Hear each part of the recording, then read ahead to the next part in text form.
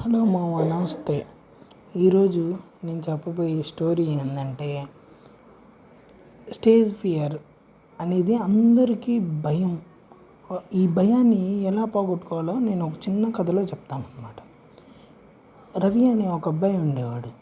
ఆ అబ్బాయికి బాగా చదివేవాడు, కానీ స్టేజ్ ముందు మాట్లాడాలంటే కొంచెం భయం. కాళ్ళు చేతులు వణుకుతూ ఉంటాయి, కళ్ళు తిరిగి పడిపోతూ ఉంటాడు.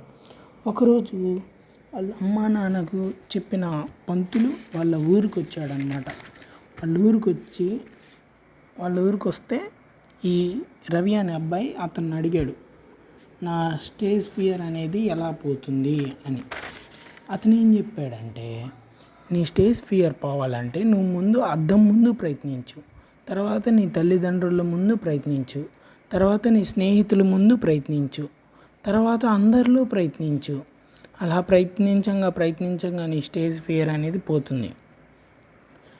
నీ స్టేజ్ ఫియర్ పోవడం వల్ల నువ్వు ఎన్నో మంచి అలా ట్రై చేస్తూ చాలా కాలానికి వాడి స్టేజ్ ఫియర్ అనేది పోయింది మామ.